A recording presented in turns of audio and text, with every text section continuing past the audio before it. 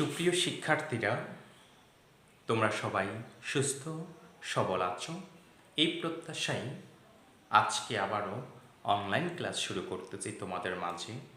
আমি মোহাম্মদ মোবারক হোসেন সোহেল, প্রভাষক, বাংলা বিভাগ।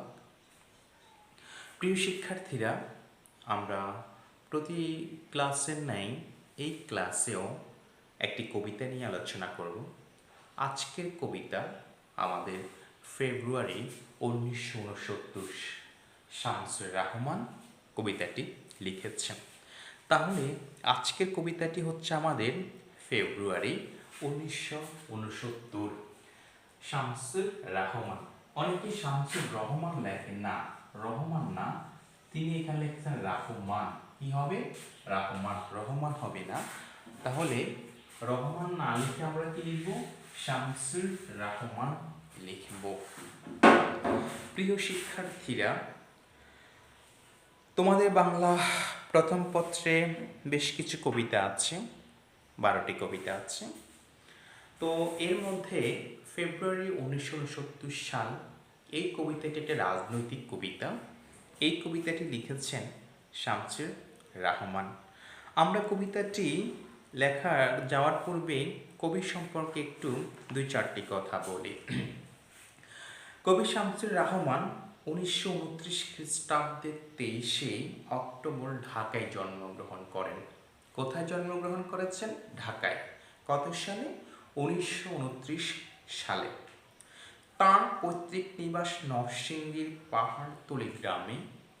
তাহলে তোমাদের এমসিকিউ প্রশ্ন যদি আসে যে কবি শামসুর রাহমানের পৈতৃক নিবাস কোন জেলায় ছিল, উত্তর হবে নরসিংদীর পাহাড়তলী গ্রামে। তার পিতার নাম মুখলেসুর রহমান চৌধুরী, মাতার নাম আমেনা খাতুন। তিনি 1945 খ্রিস্টাব্দের ঢাকার পোগো স্কুল থেকে প্রবেশিকা, ঢাকা কলেজ থেকে 1947 খ্রিস্টাব্দে ইন্টারমিডিয়েট এবং ঢাকা বিশ্ববিদ্যালয় থেকে বিএ পাশ করেন। তাহলে কবি শামসুর রাহমান প্রথম শিক্ষা জীবন শুরু করেছেন পোগো স্কুল থেকে, ইন্টারমিডিয়েট করেছেন ঢাকা কলেজ থেকে এবং বিএ পাশ করেছেন ঢাকা বিশ্ববিদ্যালয় থেকে। 1957 খ্রিস্টাব্দে তিনি দৈনিক মর্নিং নিউজ এই সাংবাদিকতা দিয়ে কর্মজীবন শুরু করেন। তাহলে শামসুর রহমান কর্মজীবন শুরু করেছেন সাংবাদিকতা হিসাবে কোন পত্রিকায়? দৈনিক মর্নিং নিউজ পত্রিকাতে। 1964 সালে খ্রিস্টাব্দে তিনি দৈনিক পাকিস্তান পত্রিকায় যোগদান করেন। কোন পত্রিকায়? দৈনিক পাকিস্তান পত্রিকায় যোগদান করেন। 1950 খ্রিস্টাব্দে সাপ্তাহিক সোনার বাংলা পত্রিকায় কবি প্রথম কবিতা প্রকাশিত হয়। খুবই গুরুত্বপূর্ণ একটি প্রশ্ন হচ্ছে যে শামসুর রাহমানের প্রথম কবিতা কোন পত্রিকায় প্রকাশিত হয়েছিল? উত্তর হবে সোনার বাংলা পত্রিকাতে। আজীবন তিনি নিষ্ঠার সঙ্গে কাব্য সাধনায় নিয়োজিত ছিলেন। তিনি ছিলেন গণতন্ত্রের পক্ষে, ছিলেন সত্য, সুন্দর ও ন্যায়ের পক্ষে তিনি ছিলেন।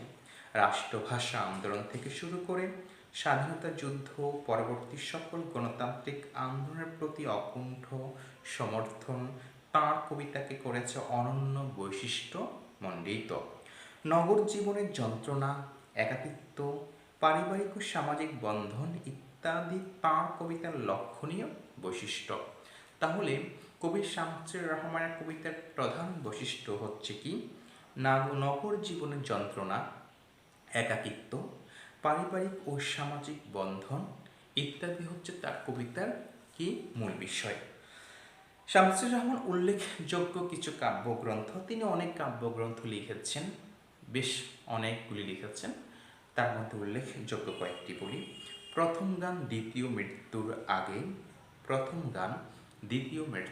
আগে, রৌদ্র করটিতে, বিধ্বস্ত নীলিমা, নিরালোকে দিব্য রথ, নিজ বাসভূমে, বন্দি শিবির থেকে, ফিরিয়ে নাও ঘাতক কাঁটা, উদ্ভট উটের পিঠে চলেছে স্বদেশ, বুক তার বাংলাদেশের হৃদয়, এগুলি হচ্ছে তার উল্লেখযোগ্য কাব্যগ্রন্থ। তোমাদের পরীক্ষাতে মাঝে মধ্যে আসে যে অমুক কাব্যগ্রন্থটি কে লিখেছেন, তাই উল্লেখযোগ্য যে কাব্যগ্রন্থগুলি তোমাদের পাঠ্যপুস্তকে দেয়া থাকবে সেগুলি তোমরা মনে রাখার চেষ্টা করবা। এছাড়া গল্প, উপন্যাস, শিশু সাহিত্য অনুবাদ কর্মেও তিনি পারদর্শী ছিলেন। তিনি আদমজী পুরস্কার লাভ করেছেন, বাংলা একাডেমি পুরস্কার লাভ করেছেন, 21শে পদক লাভ করেছেন, স্বাধীনতা পদকও তিনি লাভ করেছেন এবং অন্যান্য আরও বেশ পুরস্কার কিন্তু তিনি অর্জন করেছেন। এই মহান কবি 2006 সালের 17ই আগস্ট পৃথিবীর আলো ছেড়ে বিদায় নিয়েছিল, অর্থাৎ তিনি 2006 সালে মৃত্যুবরণ করেছেন।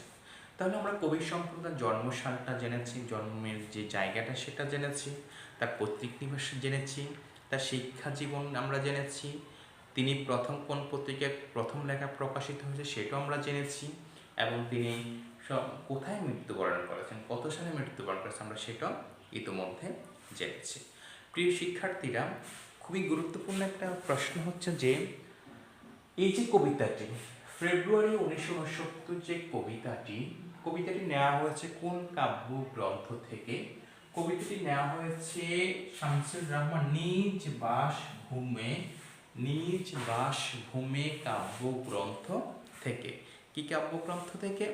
নিজ বাসভূমে কাব্যগ্রন্থ থেকে নেওয়া হয়েছে। এবং এই কবিতাটি হচ্ছে গদ্য ছন্দে। যদি প্রশ্ন আসে যে ফেব্রুয়ারি 1969 কবিতাটি কোন ছন্দে লেখা হয়েছে, তার উত্তর হবে কবিতাটি গদ্য ছন্দে লেখা হয়েছে। আশা করি তোমরা প্রশ্নগুলি মনে রাখার চেষ্টা করবা। আমরা কিছু টিকা আছে তোমাদের পাঠ্যপুস্তকে, কবিতাটির বেশ কিছু টিকাও শব্দার্থ আছে, আমরা একটু সেগুলি দেখে নিই। আবার ফুটেছে দেখো আমাদের চেতনারই রং, কবি ছত্র দ্বারা কি বোঝাতে চেয়েছে? প্রতি বছর শহরের পথে পথে কৃষ্ণচূড়া ফুল ফোটে, কবির মনে হয় যেন ভাষার সহিত রক্তের বুদ্ধ কৃষ্ণচূড়া ফুল হয়ে ফুটেছে। তাই 21শে কৃষ্ণচূড়াকে কবি আমাদের চেতনার রঙের সঙ্গে মিলিয়ে নিতে চায়। ভাষার জন্য যারা রক্ত দিয়েছে, জীবন উৎসর্গ করেছেন, তাদের ত্যাগ আর মহিমা যেন মূর্ত হয়ে ওঠে থরে থরে ফুটে থাকা লাল কৃষ্ণচূড়ার স্তবকে স্তবকে। মানবিক বাগান বলতে কি বোঝাচ্ছে? মানবিক জগৎ, মনুষ্যত্ব। মানবিক বাগান বলতে কি বোঝানো হচ্ছে? মনুষ্যত্বকে বোঝানো হচ্ছে। মানবিক বাগান বলতে মনুষ্যত্বকে বোঝানো হচ্ছে, অবশ্যই এটা মনে রাখতে হবে। মানবিক বাগান বলতে কি বোঝানো হচ্ছে? মনুষ্যত্বকে বোঝানো হচ্ছে। কমল বন, কমল বন মানে হচ্ছে পদ্ম, কমল মানে হচ্ছে পদ্ম, আর বন তো বুঝতেই পেরেছ। কবি মানবিকতা, সৌন্দর্য, কল্যাণের জগৎ বোঝাতে কমল প্রতীকটি ব্যবহার করেছেন। এখানে কমল বন বলতে মূলত পূর্ব পাকিস্তান, আজকের এই বাংলাদেশকে বোঝানো হয়েছে। বুঝি তাই 1900 থাবার সম্মুখে 1952 সালের ঐতিহাসিক রাষ্ট্রভাষা আন্দোলনে ক্রমধারায় ছাত্র অসন্তোষকে কেন্দ্র করে গড়ে ওঠা আন্দোলন 1969 ব্যাপক গণ অভ্যুত্থানের রূপ নেয়। শহর ও গ্রামের সকল শ্রেণী পেশার মানুষ এই আন্দোলনে অংশগ্রহণ করেন। বঙ্গবন্ধু শেখ মুজিবুর রহমান ঘোষিত 6 দফা এবং ছাত্রদের 11 দফার ভিত্তিতে গড়ে ওঠা এই আন্দোলন ছিল অপ্রতিরোধ্য। এই আন্দোলনে পুলিশের গুলিতে মৃত্যুবরণ করেন আসাদুজ্জামান, মতিউর, ডক্টর শামসুজ্জোহা প্রমুখ। এই অংশে কবি শোষণ আর বঞ্চনার বিরুদ্ধে রুখে দাঁড়ানোর, আত্মহুতি দেওয়ার বীর জনতাকে ভাষা, শহীদ সালাম, বরকতের প্রতীকী তাৎপর্যময় করে তুলেছেন। সেই ফুল আমাদের প্রাণ। ফুল বলতে এখানে বাংলা ভাষাকে বোঝানো হয়েছে।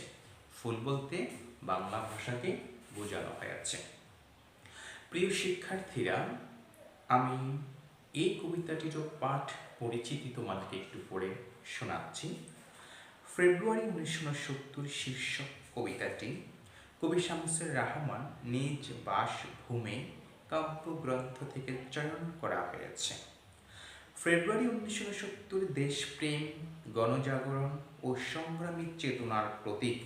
তাহলে প্রশ্ন যদি আসে যে ফেব্রুয়ারি 1969 সাল কি চেতনার প্রতীক? দেশপ্রেম। কি চেতনার প্রতীক? দেশপ্রেম চেতনার প্রতীক। দেশপ্রেম, দেশপ্রেম, গণজাগরণ, গণজাগরণ, গণজাগরণ ও সংগ্রামী চেতনা প্রতীক। সংগ্রামী ও কি সংগ্রামী চেতনা কবিতা। তাহলে আমাদের ফেব্রুয়ারি 1970 সাল কবিতাটি কি চেতনার কবিতা? দেশপ্রেম, গণজাগরণ এবং কি সংগ্রামী চেতনার কবিতা। তারপরে যেটা হচ্ছে যে 1969 পাকিস্তানি শাসক গোষ্ঠীর বিরুদ্ধে তৎকালীন পূর্ববঙ্গে যে গণ আন্দোলনের সূচনা হয়েছিল, কবিতাটি সেই গণজাগরণের পটভূমিতে রচিত হয়েছে। জাতিগত শোষণ, নিপীড়নের বিরুদ্ধে এদেশের সাধারণ মানুষ ক্ষুব্ধ হয়ে ওঠে 1969 সালে। প্রত্যন্ত গ্রামগঞ্জ, হাট বাজার, কলকারখানা, স্কুল, কলেজ, বিশ্ববিদ্যালয় থেকে অসংখ্য মানুষ জড়ো হয় ঢাকার রাজপথে। শামসুর রাহমান বিচিত্র শ্রেণীর পেশার মানুষের স্বতঃস্ফূর্ত সংগ্রামী চেতনার অসাধারণ এক শিল্প ভাষ্য রচনা করেছেন এই কবিতায়। কবিতাটিতে দেশ মাতৃকার প্রতি জনতার বিপুল ভালোবাসা সংবর্ধিত হয়েছে। দেশকে ভালোবেসে মানুষের আত্মদান ও আত্মহুতির প্রেরণাকে কবি গভীর মমতা ও শ্রদ্ধার সঙ্গে মূর্ত করে তুলেছেন। কবিতাটি 21-এর রক্তঝরা দিনগুলোতে স্বৈর শাসনের বিরুদ্ধে এদেশের সংগ্রামী মানুষের আত্মহুতির মাহাত্ম্যে প্রগাঢ়তা লাভ করেছে। গদ্য, ছন্দ ও প্রবাহমান ভাষার সুষ্ঠু বিকাশে কবিতাটি বাংলা সাহিত্যের এক অনন্য সংযোজন হিসাবে বিবেচিত হয়েছে। প্রিয় শিক্ষার্থীরা, তাহলে তোমরা নিশ্চয়ই বুঝতে পেরেছ যে 1947 সালে যখন দেশ ভাগ হয়েছে, হিন্দুস্তান এবং পাকিস্তান নামে দুইটি প্রদেশ তৈরি হয়েছে। সেই পাকিস্তানের দুইটি অংশ ছিল পূর্ব পাকিস্তান এবং কি পশ্চিম পাকিস্তান। এই ইতিহাস আমরা সকলেই জানি। কিন্তু এই পশ্চিম পাকিস্তানের পূর্ব পাকিস্তানের উপর নানাভাবে অত্যাচার, শোষণ, নিপীড়ন চালিয়ে যাচ্ছে। এক পর্যায়ে আমরা তাদের থেকে আলাদা হতে চেয়েছি, স্বাধীন হতে চেয়েছি। কিন্তু এরা প্রথমে আমাদের ভাষার উপর আঘাত এনেছিল। 1952 সালে তারা আমাদের মাতৃভাষাতে হায়নার মতো আঘাত করেছিল। সেখানে প্রাণ দিয়েছিল রফিক, জব্বার, শফিক, মতিউর, আরও নাম না জানা অনেকেই। সে 1952 সালের ভাষা আন্দোলন থেকে আমরা যখন অত্যাচারিত হয়েছি, জীবনকে বিসর্জন করেছি, সেখান থেকে আমরা আমাদের যে 1969 সালে গণ অভ্যুত্থানের রূপ নিয়েছে, তার একমাত্র বীজ নিহিত ছিল 1952 সালের ভাষা আন্দোলনের মধ্যে। সেখান থেকে 1969 সালে গণ আন্দোলন বা গণ অভ্যুত্থান শুরু হয়েছিল। তাই কবি শামসুর রাহমান সেই 1952 সালের কথাগুলি 1969 সালের কবিতায় 1969 ফেব্রুয়ারি কবিতায় প্রকাশ করার চেষ্টা করেছেন। আমি কবিতাটি ছত্র আকারে পড়ে শোনাচ্ছি। আবার ফুটেছে দেখো কৃষ্ণচূড়া থরে থরে শহরের পথে। কৃষ্ণচূড়া, ফাল্গুন মাসে দেখবা যে কৃষ্ণচূড়া গাছে লাল বর্ণের ফুল ধরে, একেবারে লালে সজ্জিত হয়ে যায়। কেমন নিবিড় হয়ে, নিবিড় মানে হচ্ছে ঘন, নিবিড় শব্দের অর্থ কি? ঘন হয়ে। কখনো মিছিলে, কখনো বা রং, একা হেঁটে যেতে যেতে মনে হয় ফুল নয়, ওরা শহীদের জলকিত রক্তের বুধ স্মৃতিগন্ধে ভরপুর। যখন কবি হেঁটে যাচ্ছে কৃষ্ণচূড়া গাছের নিচ থেকে, এই যে কৃষ্ণচূড়া লাল ঘন ফুলের, কবির কাছে মনে হয়েছে এগুলি ফুল নয়, এগুলো 1952 সালে যে ভাষা শহীদ হয়েছে, যারা ভাষার জন্য জীবন দিয়েছে, তাদের রক্তেরই একটা প্রতিচ্ছবি কবির কাছে মনে হয়েছে। 21-এর কৃষ্ণচূড়া আমাদের চেতনার রং, 1952 সালের 21শে ফেব্রুয়ারি ভাষার জন্য যারা রক্ত দিয়েছে, এই রক্ত ছিল আমাদের চেতনার রং। এই জীবন দেওয়ার বিনিময়ে চেতনাকে আরও জাগরিত করেছে। আমরা আমাদের অধিকারের ব্যাপারে আরও বেশি সোচ্চার হয়েছি। এই রঙের বিপরীতে আছে অন্য আরেকটি রং। এই যে কৃষ্ণচূড়া গাছ, ফুল লাল, কৃষ্ণচূড়া যে লাল ফুল গাছ সব কিছু সজ্জিত করেছে, এর ভিতরেও অন্য আরেকটি রং আছে। এ অন্য আরেকটি রং বলতে বোঝানো হয়েছে সালাম, বরকত, শফিউর, মতিউর, যারা যে রক্ত দিয়েছে সে রক্তকে বলেছে এদের আরও অন্য একটি কি আছে, রং আছে। যে রং লাগে না ভালো চোখে, যে রং সন্ত্রাস আনে প্রাত্যহিকতায় আমাদের মনে সকাল সন্ধ্যায়। প্রাত্যহিকতায় হচ্ছে যে অর্থাৎ অ্যাজ ইউজুয়াল, সাধারণত যেভাবে চলে আসে আর কি আমাদের দৈনন্দিন যে কাজগুলি। যে রং লাগে না ভালো চোখে, যে রং সন্ত্রাস আনে প্রাত্যহিকতায় আমাদের মনে সকাল সন্ধ্যায়। এই গাছের ফুল দেখলে, এই কৃষ্ণচূড়া গাছের ফুল দেখলে আমাদের কি মনে পড়ে যায়? 1952 সালে যারা রক্ত দিয়েছে, যারা ভাষার জন্য জীবন দিয়েছে, তাদের স্মৃতি আমাদের মনের মণিকোঠায় মনে পড়ে যায়। এখন সে রঙে গেছে গেছে পথ ঘাট, সারা দেশ ঘাতকের অশুভ আস্তানা। এই কৃষ্ণচূড়ায়, এই শহীদের রক্তে আজ ঢেকে গেছে সমস্ত পথ ঘাট, এবং যারা ঘাতক, যারা হত্যা করে তাদের যে আস্তানা আছে সেটাও আজকে রঙ, এই লাল রঙে ঢেকে দেওয়া হয়েছে। আমি আর আমার মতোই বহু লোক, রাত্রি দিন বুলণ্ঠিত ঘাতকের আস্তানায়, কেউ মরা আধমরা কেউ। বলছে কি, আমি আর আমার মতোই বহু লোক। এই যে ভাষা আন্দোলন কিংবা 1969 সালে গণ অভ্যুত্থানে মানুষ জড় হয়েছে কি জন্যে? আন্দোলন করে তাদের অধিকার ছিনিয়ে আনার জন্যে। রাত্রি দিন বুলণ্ঠিত, বুলণ্ঠিত মানে রাত দিন 24 ঘন্টা গড়াগড়ি করে। বুলণ্ঠিত শব্দের অর্থ হচ্ছে কি গড়াগড়ি করে ঘাতকের আস্তানায়। ঘাতক মানে হচ্ছে যারা মানুষকে হত্যা করে, তাদের আস্তানায় কেউ মরা কেউ বা আধ মরা। এই ঘাতকরা কাউকে মেরে ফেলেছে, কাউকে আত্মহত্যা করে তাদের আস্তানায় রেখে দিয়েছে। কেউ বা ভীষণ জেদি, দারুণ বিপ্লবে ফেটে পড়া। এর মধ্যে আবার কেউ খুব জেদি আছে, তার বিপ্লবে ডাক দিয়েছে, জয় আমাদের হবে নিশ্চয়। চতুর্দিকে জামানবিক বাগান, কমল বন হচ্ছে তছনছ।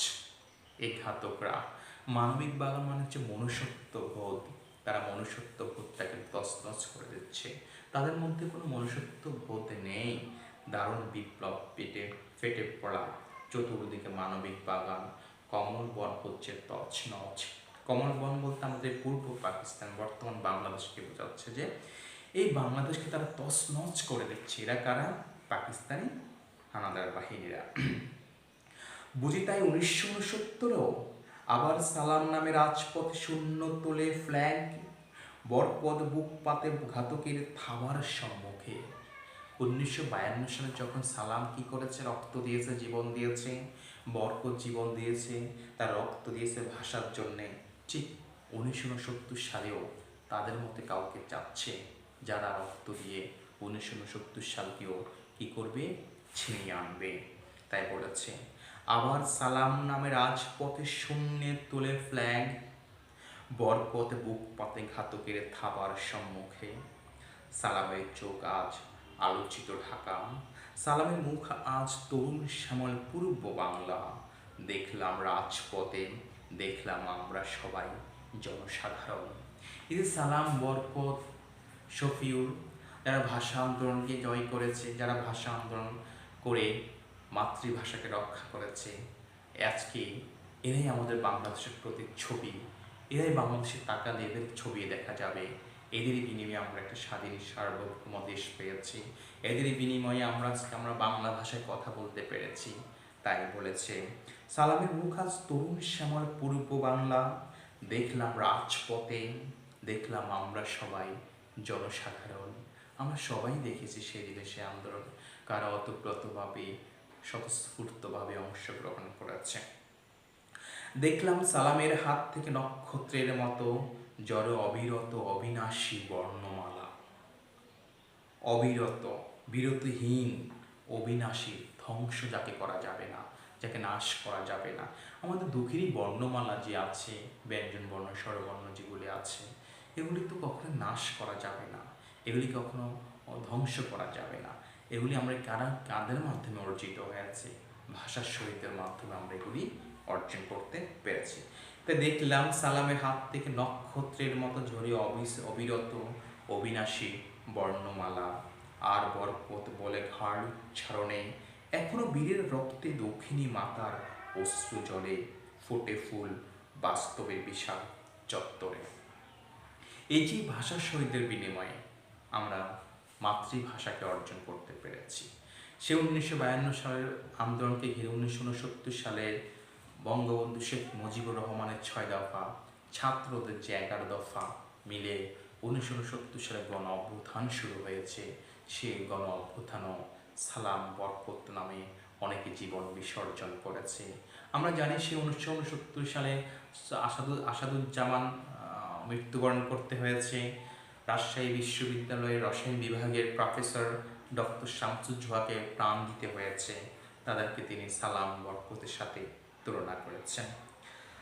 ফোটে ফুল বাস্তবের বিশাল চত্বরে, হৃদয়ের হরিত উপত্যকায়। হরিত মানে চির সবুজ। আজকে যে হৃদয়ের মনে করে যে চির সবুজ আমরা বর্ণমালা পাচ্ছি, স্বাধীন বাংলাদেশ পাচ্ছি, এগুলা কি কালের বিনিময়ে পাচ্ছি? নিশ্চয় আমরা সকলের ইতিহাস জানা আছে। সে ফুল আমাদেরই প্রাণ শিহরিত ক্ষণে ক্ষণে, আনন্দের রৌদ্রে আর দুঃখের ছায়ায়। আজকে যারা জীবন দিয়েছিল ভাষার জন্যে, যারা নিজের রক্ত দিয়ে রাজপথ রঞ্জিত করেছে, রাজশাহী বিশ্ববিদ্যালয় ডক্টর শামসুজ্জোহাকে হত্যা করেছে, আসাদুজ্জামান ঢাকা বিশ্ববিদ্যালয়ের শিক্ষার্থী আসাদুজ্জামানকে হত্যা করেছে। এই যে আমরা তাদের হত্যার বিনিময়ে কী পেয়েছি? স্বাধীন সার্বভৌম রাষ্ট্র পেয়েছি। আমরা আমাদের বাংলা ভাষায় কথা বলতে পেরেছি। আজকে তাদের অবদান বাংলাদেশের আষ্টে পৃষ্ঠে লেগে আছে। তাদের অবদান কোনোভাবেই গোলান হয়। তাই কবি শামসুর রহমান 1952 সালে ঘটে যাওয়া ঘটনাকে কেন্দ্র করে 1969 সালের গণ অভ্যুত্থান হয়েছে। সে 1969 সালের ঘটনার পরিপ্রেক্ষিতে ফেব্রুয়ারি 1969 সাল কবিতাটি রচিত হয়েছে। প্রিয় শিক্ষার্থীরা, মূল যে বিষয়গুলি আছে, যে কবিতাটি নেওয়া হচ্ছে নিজ বাসভূমি কাব্যগ্রন্থ থেকে, আর কবিতাটি ছিল গদ্য ছন্দে রচিত, এবং কবিতাটির মূল ভাব ছিল দেশপ্রেম, গণজাগরণ ও সংগ্রামে ছিল। যদি প্রশ্ন আসে যে ফেব্রুয়ারি 1969 সাল কবিতাটির মূল ভাব কী ছিল? সংগ্রামী চেতনা ছিল, দেশপ্রেম ছিল, গণজাগরণ ছিল। অবশ্যই কথাগুলি মনে রাখতে হবে। প্রিয় শিক্ষার্থীরা, আজকে অনলাইন ক্লাস এ পর্যন্তই সীমাবদ্ধ। তোমরা সবাই সুস্থ সচেতন থাকবা, এ বলে আজকের অনলাইন ক্লাস থেকে বিদায় নিচ্ছি। আল্লাহ হাফেজ।